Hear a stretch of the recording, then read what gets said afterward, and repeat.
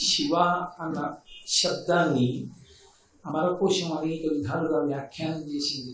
మంగళం, శోభనం, శుభం, కళ్యాణం అనేటటువంటి అనేక మాటలు ప్రయోగించింది. అమరకోశం సాధికారిక గ్రంథం. అమరకోశము అంటే చాలామంది సంస్కృత భాష నిఘంటు అనుకుంటారు, కానీ అమరకోశం అలా కాదు. అమరసింహుడు అనబడేటటువంటి ఒక జైనుడు రచించాడు. కానీ ఆయన శంకర భగవత్పాదులతోటి వాదనలో ఓడిపోయి తను రచించిన గ్రంథములన్నీ తగలబెట్టేస్తుంటే ఇంత గొప్ప గ్రంథం కాలిపోవడానికి వీలు లేదని శంకరాచార్యుల వారే దాన్ని రక్షించారు. అది సంస్కృత భాషలో ఉన్న మాటలన్నింటినీ కూడా సాధికారిక వ్యాఖ్య చేస్తుంది. అటువంటి వ్యాఖ్యానం కలిగినటువంటి అమరకోశం శివ శబ్దాన్ని వ్యాఖ్యానం చేసి ఆయన మంగళప్రదుడు, శోభనప్రదుడు, శుభప్రదుడు, కళ్యాణప్రదుడు. అటువంటి పరమేశ్వరుడు ఎవరికి కళ్యాణకారకుడు అంటే అందరికీ. ఆయన అందుకే కాళిదాస మహాకవి ఆయన గురించి మాట్లాడుతూ ఆ పార్వతీ పరమేశ్వరుడు ఇద్దరు జగత పితరౌ వందే పార్వతీ పరమేశ్వరు. ఆ పార్వతీ పరమేశ్వరుడు ఇద్దరు జగత్తులకంతటికీ కూడా తల్లిదండ్రులు అన్నాడు. తల్లిదండ్రులైనటువంటి పార్వతీ పరమేశ్వరులు సర్వకాలముల యందు రక్షణ భారాన్ని స్వీకరిస్తారు. ఒక తండ్రి కడుపున పుట్టినటువంటి బిడ్డలు అందరూ ప్రయోజకులు కాకపోయినా ఒకడు దుందుడుకు స్వభావం కలిగిన వాడు కావచ్చు, ఒకడు చెయ్యరాని పనులు చేసేవాడు కావచ్చు, 10 మందిలో 8 ప్రయోజకులు కావచ్చు. అంత మాత్రం చేత దుందుడుకు స్వభావం కలిగిన వాడు సమాజానికి ప్రయోజనకరమైన పనులు చేయని వాడైన 2 కొడుకులు నా కొడుకులు కాదని తండ్రి అనడానికి వీల్లేదు కదా. అలా అందుకే పరమశివుని సంతానంగానే సమస్త పిపీలికాది పర్యంతము పరిగణింపబడుతుంది. ఆయనయే తండ్రి. ఆయనే మహాభారతం అనుశాసనిక పర్వంలో పార్వతీదేవితో మాట్లాడుతూ ఒక మాట అంటాడు. శ్మశానవాసీనని అని నన్ను అంటూ ఉంటారు పార్వతి. కానీ నేను శ్మశానంలో ఎందుకుంటానో తెలుసా? నేను అక్కడ ఉండి తాండవం చేస్తే ఉగ్రభూతములన్నీ నా తాండవం చేస్తూ ఉంటాయి. నేను అక్కడ ఉండకపోతే ఆ భూతములన్నీ వచ్చి ఊళ్ళ మీద పడిపోతే వైదికమైన కర్మలు నడవవు, ధర్మం నిలబడవు, దేవతారాధనలు ఉండవు. కనుక లోకములకు సుఖశాంతులు ఉండవు. అందుకే వైదిక ధర్మ రక్షణ కొరకు నేను శ్మశానమునందు తాండవం చేస్తూ ఉంటాను. అది లోక కళ్యాణము కొరకే తప్ప నాకేదో ఉండడానికి చోటు లేక శ్మశానమునందున్నవాడు కానంటాడు. అన్ని సమస్త భూతములు ఆయన యొక్క బిడ్డలే. అందుకే పోతన గారు భాగవతం చేస్తూ అసలు శివస్వరూపం ఎలా ఉంటుంది అంటే అగ్నిముఖంబు, పరాపరాత్మకమాత్మ, కాలంబు గతి, రత్నగర్భవదము, శ్వసనంబు నీయు, పురసన గిరీశుండు, దిశలు కర్ణంబులు, దివము నాభి, సూర్యుండు కన్నులు, శుక్లంబు సలిలంబు, జఠరంబు జలధులు, చెదలు శిరము, సర్వౌషధులు వమచయుము, సిరియంబు నద్రులు, మానస అమృతకరుండు, ఛందములు, ధాతువులు, ధర్మసమితి, హృదయమాస్య పంచకము పరిషద అహ్వయంబైన నీరూపు, శివసత్వమై శివాఖ్యై స్వయం జ్యోతి యొప్పు ఆద్యమగుచు అన్నాడు. శివస్వరూపం సమస్తమైనటువంటి భూతములను తన యొక్క శరీరంగా మార్చుకున్నటువంటి విరాట్ స్వరూపం. అది మాంసనేత్రములకు ద్యోతకమయ్యేది కాదు. అందుకే యజుర్వేదం రుద్రాధ్యాయాన్ని ప్రారంభం చేస్తూనే ఆపాతాళన భస్తలంత భువన బ్రహ్మాండమా విస్ఫుర జ్యోతిస్ఫాటికలింగమౌళిల సత్పూర్ణేందు అంతామృతై అస్తోకాప్లుతమేకమీశమనిశం రుద్రానువాకాన్ జపం ధ్యాయేత్ ఈప్సిత సిద్ధయే. ఈ బ్రహ్మాండం అంతా శివలింగ స్వరూపమైతే దాని మీద ఉన్నటువంటి చంద్రవంకం నుంచి పడేటటువంటి అమృత ధారల చేత సంతతము తడుస్తూ ఉంటుంది ఆ శివలింగం. దాన్ని దృష్టిలో పెట్టుకుని దూర్చెటి కాళహస్తీశ్వర మహాత్యం చేస్తూ ఉదయగ్రావము పానవట్టము అభిషేకు తత్ప్రవాహంబు వార్ధి ధరిధ్వాంకము ధూపధూపము జలద్వీప ప్రభారాశి కౌముది తారానిబహంబులద్భుత సుమంబులుగా సమోదూత సఖ్యదమై సీత గభస్తిబింబ శివలింగం బొబ్బె ప్రాచీ దిశ అన్నాడు. నక్షత్రాలన్నీ పరమశివుడికి పూజ చేయబడినటువంటి నిర్మాల్యమైతే శివలింగానికి చేసినటువంటి అభిషేక జలాలు ఉత్తర దిక్కున పడిపోయినటువంటి జలరాశులై సముద్రాలుగా నాకు భాషిస్తూ ఈ ప్రపంచమంతా నాకు ఒక శివలింగంగా కనపడుతోంది అన్నాడు. అటువంటి శివలింగ స్వరూపాన్ని చూడటం ఎవరికి సాధ్యమయ్యే విషయం కాదు. నిరూపముగా తలంతు మదిలో నీరూపు మోకాలో స్త్రీచన్నో కుంచమో మేకపింటికయో నా సందేహముల్ మాంపి నా కన్నాలం భవదీయమూర్తి శౌనాకారంబుగా చూపవే చిన్నీరేజ విహారమత్తు అదుపాశ్రికారహస్తీశ్వర అంటాడు. ఆయన అనుగ్రహించి సాకార రూపంలో దర్శనమివ్వాలి అని సంకల్పం చేసేది ఎందుకు అంటే, అంతటా నిండి నిబిడీకృతమైపోయినటువంటి ఆ శివస్వరూపం మాంసనేత్రములకు ద్యోతకమైతే దాన్ని చూసి ధరించాలనేటటువంటి పరమభక్తితో ఆర్తి చెందిన భక్తుని యొక్క హృదయాన్ని గమనించి ఆయన కోరికని తీర్చకుండా ఉండలేని భగవానుడు కరుణామూర్తి కనుక ఒక రాశీభూతమైన స్వరూపాన్ని ధరించి వచ్చినది శివస్వరూపము తప్ప ఆయన రూపం ఇలా ఉంటుందని చెప్పడం ఎవరికి సాధ్యమయ్యేటటువంటి విషయం. ఆ పరమేశ్వరుడు లోకములకన్నిటికీ రక్షకుడు. వ్యక్తిగతంగా ఎవడు భక్తితో ఉపాసన చేస్తాడో వాళ్ళందరికీ పరమరక్షకుడు. లోకానికి స్వయంగా తనకి తానుగా రక్షకత్వం వహించి రక్షణ చేసేటటువంటి లక్షణం ఉన్నవాడు.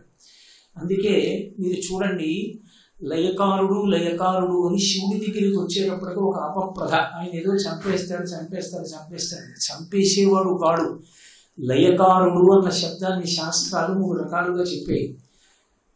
ఆ లయం 3 రకాలుగా ఉంటుంది. స్వల్పకాలిక లయము, ఆత్యంతిక ప్రళయము, మహాప్రళయము అని 3 చేస్తాడు శివుడు. ఆయనే స్వల్పకాలిక లయం చేయకపోతే అసలు ఈ ప్రపంచంలో జీవరాశి నిలబడదు. అన్ని భూతములకు నిద్ర అవసరం. నిద్రాకాలం సుఖంగా శాస్త్రం నిర్వచించింది.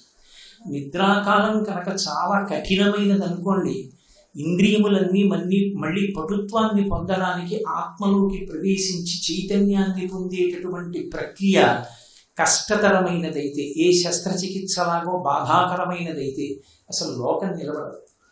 కేవలం నిద్ర సుఖస్వరూపం. గాఢ నిద్ర పడితే చాలు పరమసుఖం. అందుకే గాఢ నిద్రలో ఉన్నటువంటి వ్యక్తిని కారణం చెప్పకుండా నిద్ర లేపకూడదు. కారణం ఏంటంటే దానికి ఆత్మయందు లయమైపోయి కదలిక లేకుండా నిలబడిపోయిన యోగికి అభేద స్థితి. అందుకే నిద్ర లేపితే భగవంతుని యొక్క ఉపాసన కారణంగా చెప్పి నిద్ర లేపాలి. ఆ కాలమునందు ఎందుకు నిద్ర లేవాలి అంటే, నువ్వు ఈశ్వర సంబంధమైనటువంటి కార్యం ఏదో నిర్వర్తించవలసిన అవసరం ఉంది. అలా నిద్ర లేవకపోతే దాని ఎందు వైక్లభ్యం వస్తుంది. అందుకు నిద్రలే అని లేపాలి. సకల ధర్మములకు ఆధారంగా శ్రీరామాయణం బాలకాండలో రామచంద్రమూర్తి నిద్రిస్తుంటే విశ్వామిత్ర మహర్షి లేపవలసి వస్తే, కౌసల్యా సుప్రజా రామ పూర్వా సంధ్యా ప్రవర్తతే తిష్ఠ నరసాత్తూల కర్తవ్యం దైవమాహ్నికం. ప్రాతఃసంధ్యను ఆచరించాలి రామా, వేళ దాటిపోతోందిలే అని అందుకు నిద్ర లేపాడు తప్ప కేవలంగా తగినంత కారణం లేకుండా నిద్ర లేపడాన్ని శాస్త్రం అంగీకరించాడు. దుర్వాసో మహర్షి భార్య కదలీ స్వరూపాన్ని పొందడానికి కారణం నిద్రపోతున్న దుర్వాసో మహర్షిని సంధ్యావందనం కోసం నిద్ర లేపిన ఆయన ఆగ్రహించాడు. నువ్వు పొరపాటు చేసేవాడు బ్రహ్మవైవర్తన.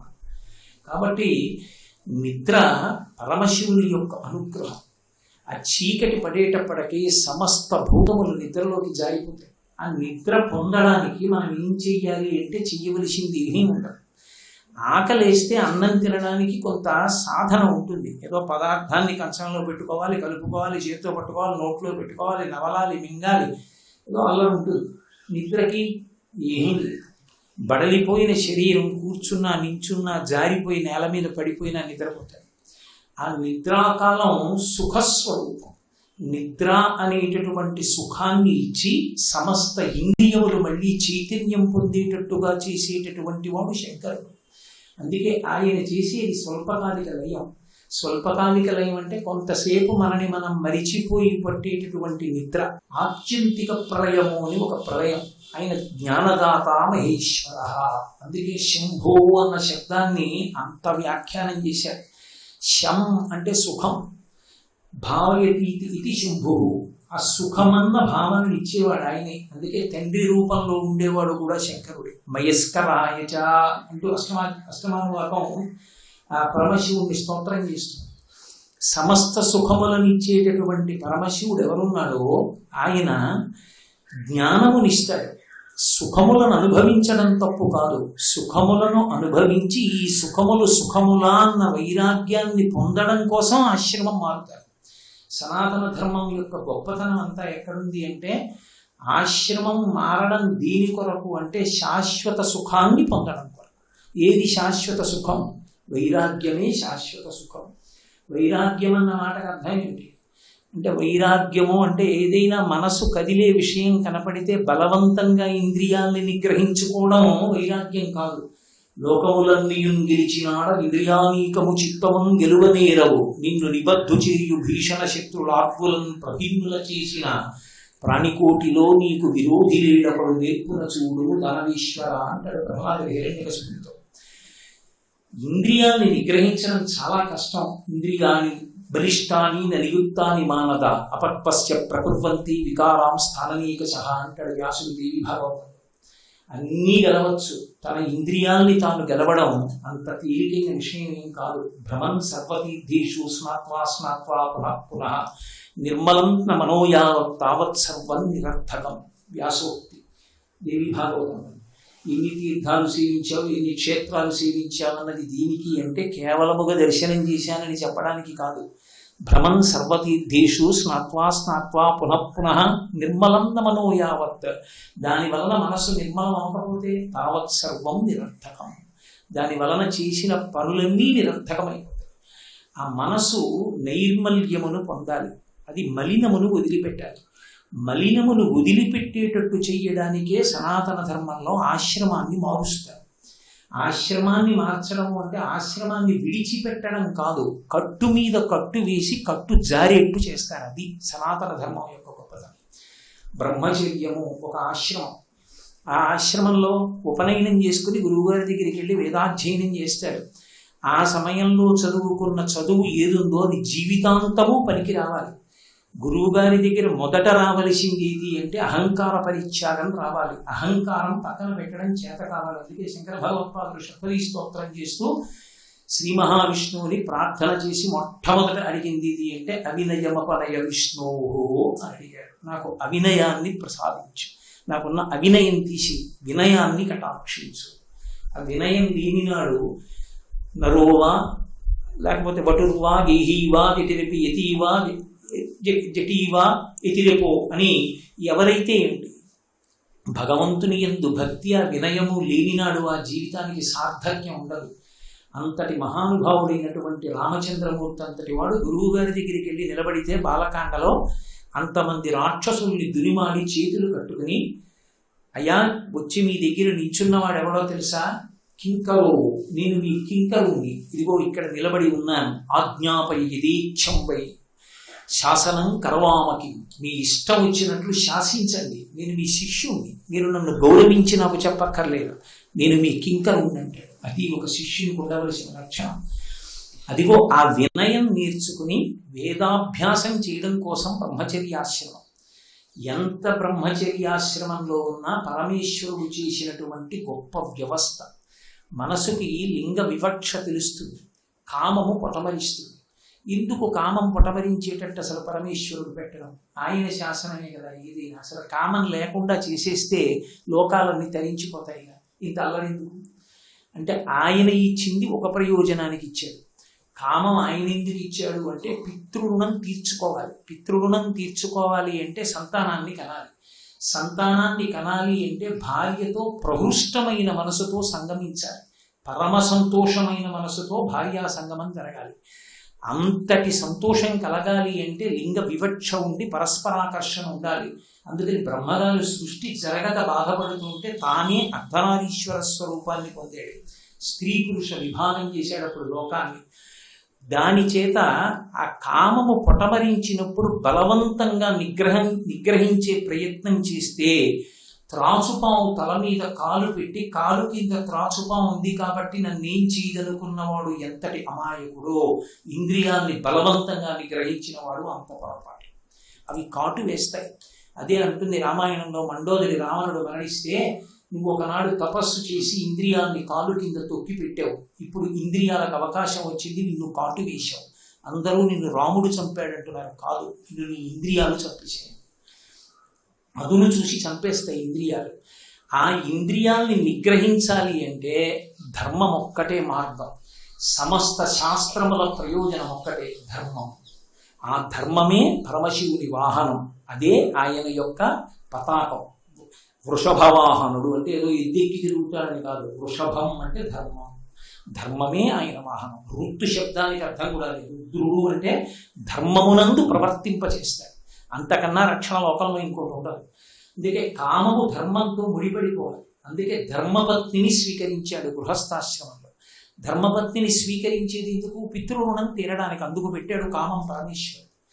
ఆ కామం వెర్రితలలు వేసేస్తే, ఈశ్వర మీరు నాకు ఇచ్చిన కామం దేని కొరకు ఇచ్చారో, ఏ పితృరుణం తీర్చుకోమని ఇచ్చారో అది కాకుండా దుర్వినియోగం చేసుకుంటున్నాను, నా బలహీనతని మన్నించి నన్ను కాపాడమని శరణాగతి చేసి పరమేశ్వరుడికే చెప్పుకోవాలి. అది శరణాగతి అన్న మాటకు అర్థం. అంతేగాని చేతులు కట్టుకుని శివలింగం దగ్గరికి వెళ్ళి శ్లోకాలు చెప్పడం శరణాగతి కాదు. ఏదో బట్టలు మార్చుకుని ఒక రకం బట్టలు వేసుకోవడం, మాలలు వేసుకోవడం శరణాగతి కాదు. శరణాగతి అంటే బలహీనతను పరమేశ్వరుడికి చెప్పుట, వెళ్ళి చెప్పాలి. ధూర్జటి చెప్పుకున్నాడు, రోషీరోయదు కామిని జనుల తారుణ్యూరు సౌఖ్యంబులన్ బాసీబాయదు పుత్ర మిత్రధన సంపద్భ్రాంతి వంచాలతల్ కోశీకోయదు నామనంబకట నీకును ప్రీతిగా సక్రియలు చేసి చేయదు దీని తుళ్ళన చవే శ్రీకాళహస్తీశ్వర అని చెప్పుకున్నాడు. అది శరణాగతి. ఈశ్వర, ఇది నా బలహీనత, నన్ను నేను నిగ్రహించుకోలేకపోతున్నాను, వీడ్చేస్తున్న ఇంద్రియాలు మనస్సు, నన్ను మీరు అనుగ్రహించండి, మీరు జోక్యం చేసుకుని కాపాడండి అని పరమేశ్వరుని ముందు మనస్సు విప్పి మాట్లాడితే దాన్ని శరణాగతి చేశాడు అంటారు. అంటే ఇక తాను ఏది అనుష్ఠించి తాను కొత్తగా ఏదో చేసి తనని తాను ఉద్ధరించుకోగలిగిన ప్రయత్నం పూర్తిగా విడిచిపెట్టేసి చేసినది శరణాగతి. అలా శరణాగతి చేస్తే పరమేశ్వర స్వరూపాన్ని పట్టి ఈడుచుకొస్తుంది. అందుకే సంస్కృత భాగవతం కన్నా ఆంధ్ర భాగవతం గొప్పదైపోయింది. సంస్కృత భాగవతం శరణాగతికి గరుత్మంతుడి మీద వచ్చాడు. పోతనగారి భాగవతంలో ఒక్క మాట మారింది ఓ శీసపద్యంలో, కలుగడే నాపాలి కలివి సందేహింప కలివిలేములు లేక కలుగువాడు నాకడ్డ బడరాడి నడిన సాధువులచే బడిడి సాధువుల కట్టు బడిడివాడు నీలతో నామరాలింపడే మొరగుల మొరలెరుంగుచు తన్ను మొరగువాడు అన్నాడు. నిన్ను నువ్వు మరిచిపోయి రావాలి, మామూలుగా వస్తే నేను ఒప్పుకోనన్నాడు. అప్పటి వరకు ఏమైనా చేశాడా భక్తి? కానీ శరణాగతి శక్తి అది తనని తాను మరిచిపోయి రావాలి. కాబట్టి ఆంధ్ర భాగవతంలో శ్రీ మహావిష్ణువు వచ్చినప్పుడు సిరిగింజప్పడు శంఖచక్ర యుగమున్ చెయ్యోయి సంధింపడే పరిభావంబును చీరడ భగవతిని మందింపడ కర్ణికాంతరథం పిల్లము చక్కనొత్తడు వివాద ప్రోద్ధిత శ్రీ కుచోపరి చీలాంచలమైన వీరడు గజప్రాణాహోత్సాహి. అది శరణాగతి తత్వం యొక్క ఆవిష్కారం. పరమేశ్వరుడిచ్చిన బుద్ధి చేత సాధన చేస్తే ఎందుకు ఆశ్రమం మారుతున్నావో తెలుసుకోవాలి. ధర్మాన్ని కామంతో ముడివేస్తే కొడుకు అనేటటువంటి అర్థం వస్తుంది. ఆ అర్థం శరీరం పడిపోయిన తర్వాత కూడా గయాశ్రాద్ధం పెట్టి ఉద్ధరిస్తాడు, పితృరుణం తీరేటట్టు చేస్తాడు. కాబట్టి అదిగో అటువంటి ఆశ్రమాన్ని మారి గృహస్థాశ్రమంలోకి వెళ్ళి ధార్మికమైన సుఖములు అనుభవించి ఈ సుఖములన్నీ సుఖములా అనేటటువంటి వైరాగ్య సుఖము కలిగితే మనసు కదలని స్థితికి వచ్చేస్తే అది శాశ్వతమైన ఆనందము, అది వైరాగ్య సుఖం. అందులో ఇక ఏవి తొట్టుబాటు ఉండవు, దాని ఎందు ద్వంద్వములు ఉండవు. రావణుడు స్తోత్రం చేసినట్టు వృషద్విచిత్రతల్పయో భుజంగముక్తికస్రయో గరిష్టరత్నలుష్టయో సుహృద్దిపక్షపక్షయో తృణారవింద చిక్షుషో ప్రజామహీ మహేంద్రయో సమప్రవర్తయన్ మనః కదా సదాశివం భజే అంటాడు. ఆయన కన్నా వైరాగ్యం ఎవరికి లోకంలో. కాబట్టి అటువంటి వైరాగ్య సుఖం పొందితే ఆ వైరాగ్య సుఖమునందు ఈశ్వరుణ్ణి తప్ప వేరొక దాన్ని చూడకుండా అంతటా దర్శనం చెయ్యగలిగినటువంటి స్థితి యందు తనకి తాను ఊంచుకుంటే భగవంతుని పరమభక్తితో అనుష్ఠించినటువంటి కర్మల చేత ప్రీతి పొందినటువంటి భగవానుని యొక్క అనుగ్రహము చేత కలిగినటువంటి జ్ఞానము మోక్షములకు కారణము. కాబట్టి ఈ ఆశ్రమాలన్నీ మారి ఆ జ్ఞానమును పొందేటట్టుగా చేసేవాడెవరు? సుఖములను ఇచ్చి సుఖాన్ని పొందుతున్నానన్న అనుభూతినిచ్చేవాడెవరు అంటే పరమేశ్వరుడే. ఆయనే సుఖకారకుడు లోకంలో. ఆ సుఖము అన్న మాట లేకపోతే ఇంద్రియములకు ప్రయోజనము లేదు. మీరు ఒక్క విషయం బాగా జ్ఞాపకం పెట్టుకోండి. శివుడు ఎక్కడున్నాడు అంటే నేను మీతో ఒక్క మాట చెప్తా. బ్రహ్మాండానికి పిండాండానికి మధ్యలో ప్రతి చోట శివుడు ఉంటూ ఉంటాడు. బయట జలపాతం ఉంది, నాకు కన్నుంది. ఆ జలపాతాన్ని చూసిన కన్ను ఆ విషయాన్ని నా మనసుకి చెప్పినప్పుడు నా మనసు రంజిల్లడంలో పరమేశ్వర అనుగ్రహం ఉంది. ఆ శివుడు కన్నిచ్చి జలపాతాన్ని చూసిన కన్ను వల్ల పొంగేట్టు మనసుని చెయ్యడమే శివానుగ్రహం. సౌందర్యలహరిలో శంకర భగవత్పాదులు ఆనంద భైరవి తాండవం కింద నిర్ణయించి చెప్తారు దాన్ని. కాబట్టి అది అక్కడ తాండవ లాస్య ప్రక్రియ వస్తుంది ప్రపంచంలో. కాబట్టి అటువంటి సుఖాలన్నిటికీ కూడా కారణమైన వాడెవరంటే ఒక్క పరమేశ్వరుడు. ఆ సుఖము చిట్ట చివర ఎక్కడ వరకు ఇవ్వగలడు శంభునామము చేత అంటే వైరాగ్య సుఖము వరకు ఇవ్వగలడు, మోక్ష సుఖముని ఇవ్వగలడు. ఆయన అంతటి మహానుభావుడు. అందుకే ఒక వ్యక్తి స్థాయిలో ఆయన అనుగ్రహించాలనుకున్నప్పుడు సామాన్యమైన సుఖముల విషయంలో చెప్పవలసినది ఏముంటుంది? ఆయన ఏదైనా ఇవ్వగలిగిన వాడు ఏది ఇవ్వలేడు, ఏదైనా ఇవ్వగలడు. ఆయనకి పెద్ద విశేషం కాదు. అందుకే శంకరాచార్యులు వారి శివానంద లహరి స్తోత్రం చేస్తూ ఒక మాట అంటారు.